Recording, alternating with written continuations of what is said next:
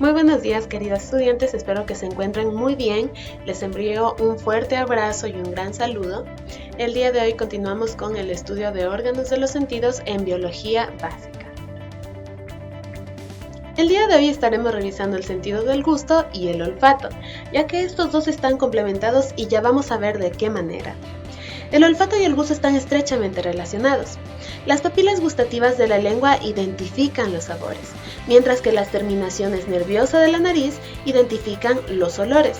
Ambas sensaciones se comunican al cerebro, el cual integra toda esta información captada por estos órganos para que los sabores puedan ser reconocidos y apreciados. Algunos sabores como el salado, el dulce, el amargo, el ácido, pues se pueden reconocer simplemente con el sentido del gusto sin necesidad de que intervenga el sentido del olfato. Sin embargo, hay sabores mucho más complejos en donde es necesaria la acción conjunta de estos dos órganos o de estos dos sentidos, como por ejemplo el sabor de la frambuesa o el sabor del Ajinomoto. Espero que lo conozcan. Si ustedes han convivido con sus abuelitas, yo creo que han escuchado del Ajinomoto, que tiene un sabor muy raro. El día de hoy casi ya no se lo usa. En este punto, pues para estos sabores complicados se requiere la intervención tanto del sentido del gusto como del sentido del olfato. Como ustedes ven en pantalla, tenemos varias representaciones justamente de estos estímulos que pueden ser captados por este tipo de órganos y de las partes importantes que conforman cada órgano. En el caso del sentido del olfato, pues el órgano principal es la nariz. Y en la nariz tenemos partes importantísimas, como por ejemplo los cilios que van a captar los olores serán transportados al receptor del olfato que ya está dentro de la capa epitelial y luego pues van a ser transportados hacia el bulbo olfatorio y por consiguiente al nervio olfatorio. Es por este nervio que se llevan al cerebro para ser tratados, para ser procesados. En el caso de la lengua también tenemos un receptor del gusto, ¿sí? Este receptor del gusto pues viene precedido de los cilios que van a captar el sabor del alimento, ¿sí? Luego pues estos estímulos que vienen gracias a los sabores del alimento van a ser llevados por la fibra nerviosa hacia el cerebro para también ser tratados.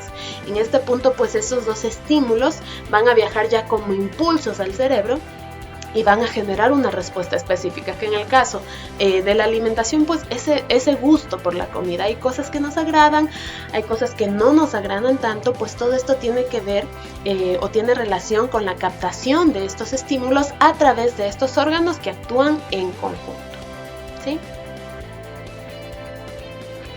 Una pequeña superficie, ya hablando del sentido del olfato y de la nariz, una pequeña superficie de la membrana mucosa que recubre la nariz contiene células nerviosas especializadas, llamadas receptores olfativos, que son estas estructuras que yo les había mostrado en la imagen anterior, ya incrustadas en la capa epitelial de la nariz, como ustedes pueden ver en esta sección.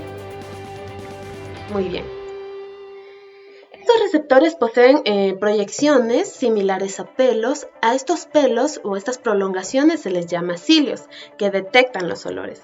Las moléculas transportadas por el aire, al entrar en el conducto nasal, generan este estímulo en los cilios, desencadenando un impulso nervioso en las fibras nerviosas cercanas.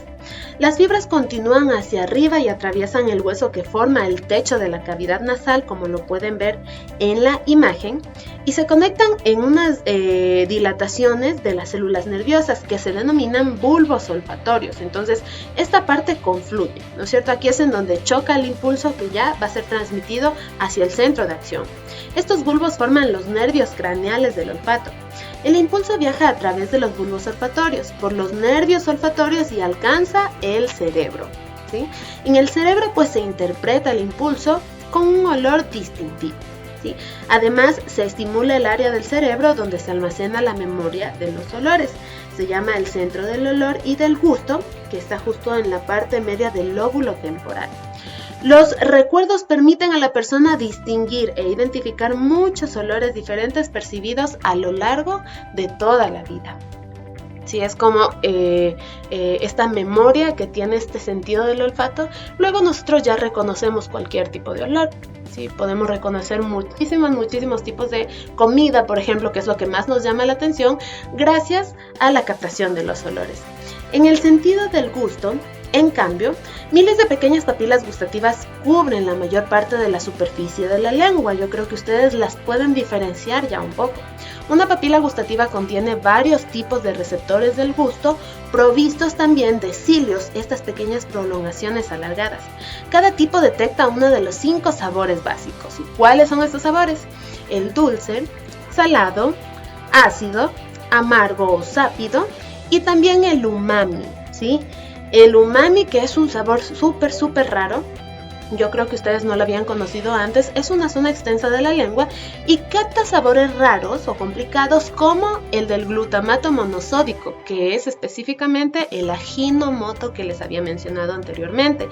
Si no lo conocen, pueden ir a Google y pueden buscar qué es el Ajinomoto. Yo creo que lo van a reconocer algunos de ustedes.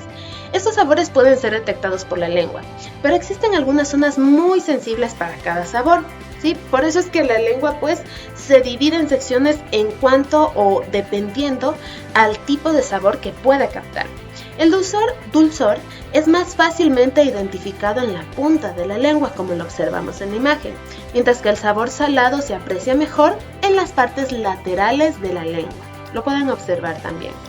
La acidez se percibe mejor en los lados de la lengua y las sensaciones amargas en cambio son fácilmente detectables en el tercio posterior de la lengua. Es por eso que a veces los sabores amargos incluso nos pueden causar estas arcadas o estas ganas de vomitar, ¿sí?